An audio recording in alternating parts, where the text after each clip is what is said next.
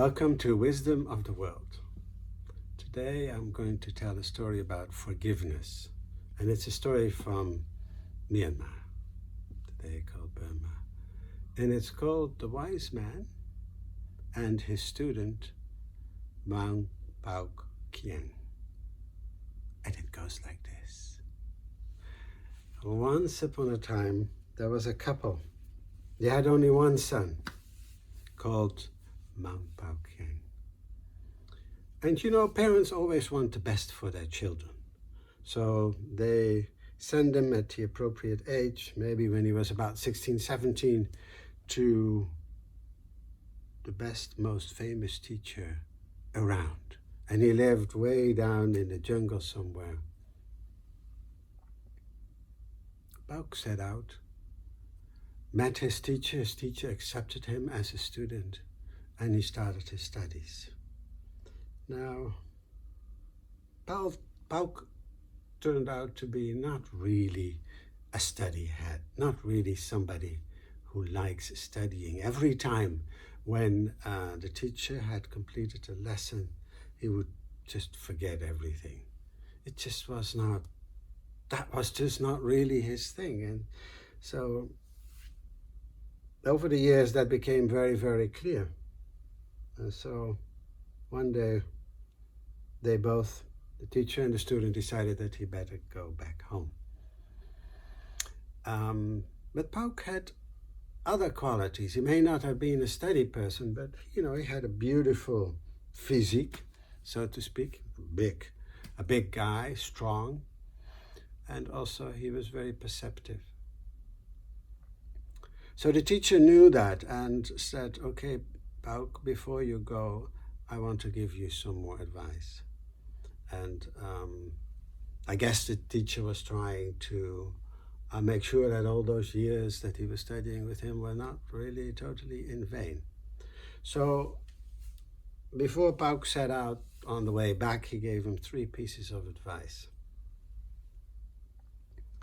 One who asks gets answers. One who sleeps less gets more out of life. One who forgives improves his destiny. So Pauk really put those 3 advices in his head, and he set off on the way. It was a long way back, and after several weeks of walking, he came close to the capital of one of the kingdoms that made up Burma in those days. And on the way, he met some ministers, and they were all very sort of distraught and upset because a while ago their king had been murdered, and every time when a new person came on the throne, they would be in the first night, they would be killed as well. And now they were getting desperate because they had no longer candidates for those who want to become king. So Pauk kept asking questions, and while he wondered why those new kings all died, he said that he would be willing to be the next candidate. Now, on the one hand, the ministers were quite happy because at least they found a new candidate. On the other hand, they warned him about the risks, and they hated to see such a beautiful guy have the same fate as many of the people that tried before him. And so Pauk went with the ministers to the capital, and he basically was made the new king. He was bathed and anointed with oil and put on beautiful clothes, and everybody swore loyalty to him. And he was a new king. And on the first night, he kept thinking and thinking and thinking, what shall I do? He asked a lot of questions, and people said probably they have been poisoned, because when they found them, the persons were all black.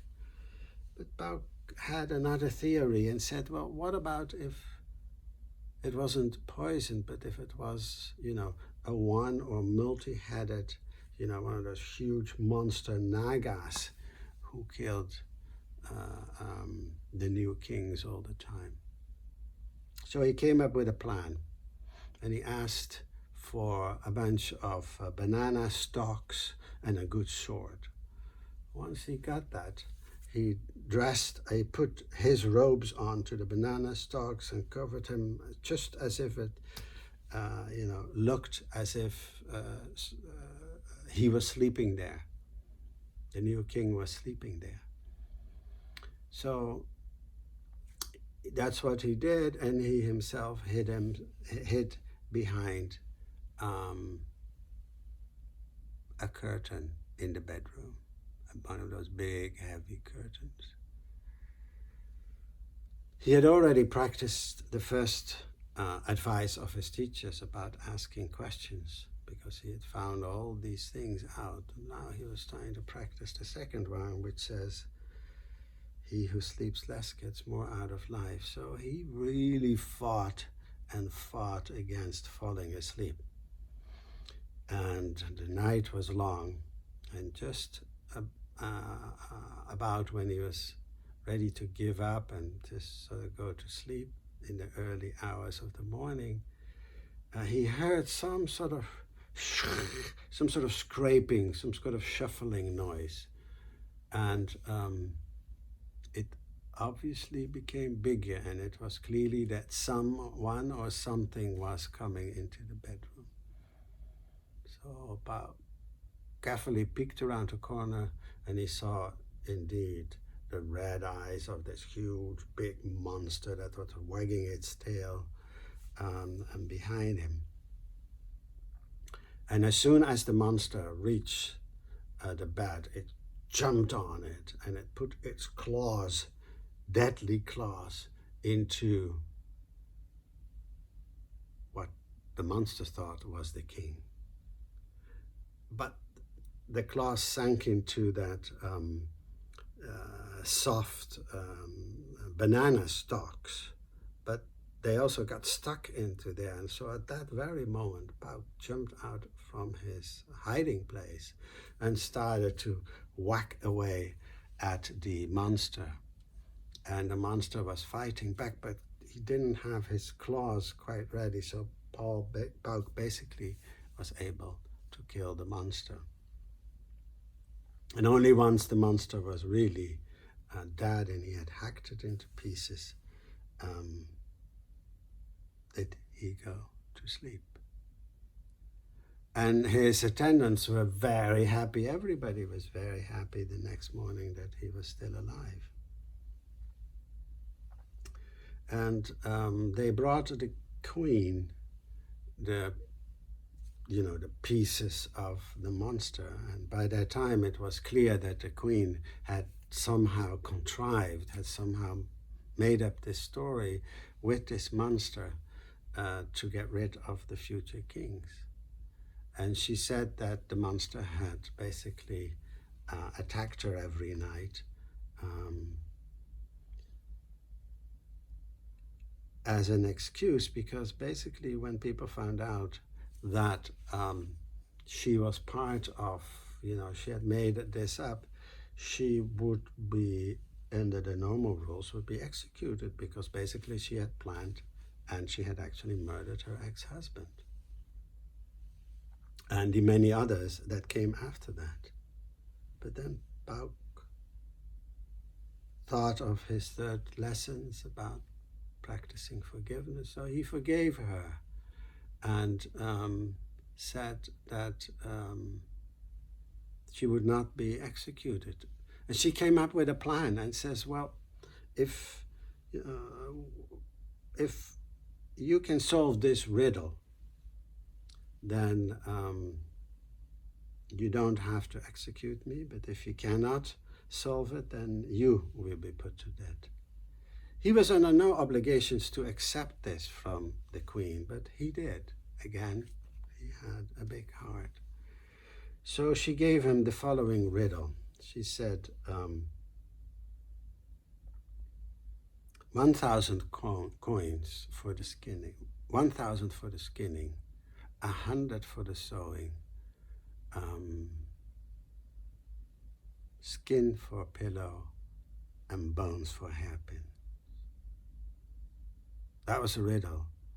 Pauk, when he heard it, he immediately regretted his decision, because how was he going to solve that? And he thought and he thought and he thought, and he had a certain amount of days. He had about 1 week to solve it. That was the deal. And he thought and he thought, and he could not come up with an answer. And everybody was getting, also in the kingdom, was getting anxious, because now their valiant king had basically done the biggest thing, which is kill the monster. And now again had to deal with this. In the meantime, Pauk's parents had heard that he had become king, and they were anxious to come and meet their son. Now they came from humble beginnings, and on the way they rested somewhere, and because they came from the village, they were very familiar with crows and animals, and they could even basically understand some of what they said. And when they were having a break of their trip, there were some crows sitting up high in the tree, and they were amazed when they could hear that they were discussing their son, the king. And then just as they were ready to hurry up, because then they realized what situation the king was in, they overheard one crow asking the other, well, do you know the answer to the riddle? And then the one crow said yes, because he was right there. He had jumped, he was listened into the queen's bedroom after all of this happened. And he said the answer to the riddle is that she paid a skinner, 1,000 coins to skin the monster, and she paid 100 to the tailor to sew the skin into a pillow, which she put at night under her head. And so that's the pillow. And then the last thing is from the bones that she made hairpins. The parents didn't quite get all that, but they rushed to their son, the new king, and he was overjoyed, of course, very happy to see them, but also he told them that, I don't know the answer to this riddle. But once the parents had told him what they had heard, he realized that is the answer to the riddle. So the next day when the queen came, he gave her that answer, and she was extremely upset because she had been found out, and now for sure she was going to be executed. But again, Pauk thought about the lessons of his teacher, and again he forgave her. And so he became a great king, and he lived with his queen many, many years. Why am I telling you this story on forgiveness? Because as you can see from the story, is that in the end, forgiveness, the teacher said forgiveness improves your destiny, and it did. Pauk became a very well-known king and had a happy marriage after all. So it was really because of that lesson that actually he really improved his destiny and became a wonderful king.